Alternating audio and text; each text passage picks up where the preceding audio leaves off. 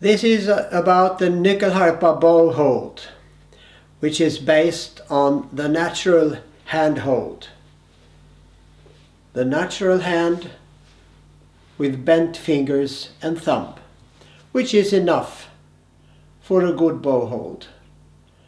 The bow fits well into the relaxed and bent fingers and thumb.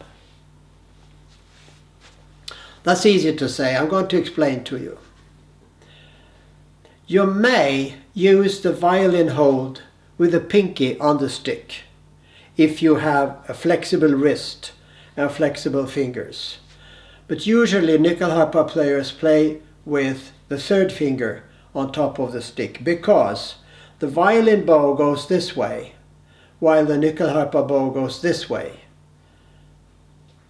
And at least I am not enough flexible here, so for me this is more convenient. And this hold is steady enough. To practice this, to find the position, you hang your arm loose, you lift your lower arm, the hand should be lower than the elbow, let the wrist hang. Maybe yours hangs more, I'm not very flexible. Don't make quick movements to relax, you will just get more tense. Do this very gently. Bend your fingers to an O. Bend your thumb to an O. And put the tip of your thumb against the tip of your middle finger. And then let loose a few millimeters. Just separate them a little. Keep all the fingers bent. Keep the thumb very much bent. This is a good bow hold. But let's take it all from the beginning. The thumb touches the frog and stays in the corner of the frog and the stick. Hairs against the thumb, and the thumb well bent. The more you bend the thumb, I would say, the better. There are too many straight thumbs in the world. The first finger lands on the stick like a roof, like this, making a very stable hold sideways. The well-bent thumb and the first finger roof is what presses the tip down, what presses the bow down on the strings. The next finger to take care of is the third finger. That well bent lands with its tip on the stick. And the thumb and the third finger are lifting the tip. The middle finger you may place deeper or higher where it feels convenient. Between the arms of the frog is fine, so you can see the fingerprint between the arms of the frog here. So the thumb just a few millimeters away from the metal ring here that may otherwise hurt you. So the thumb is a little sideways.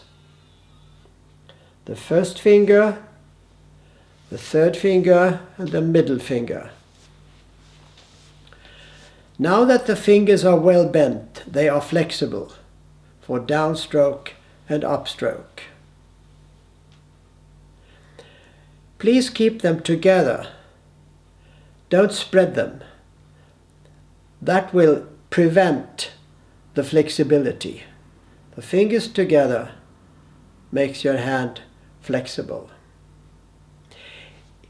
If you are very flexible in your wrists and fingers, you may use the violin hold. There's one other sequence about the violin bow hand. This is what most nyckelharpa players are using.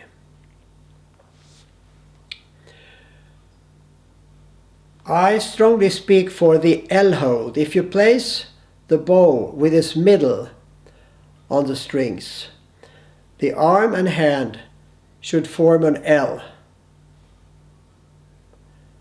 Downstroke, upstroke.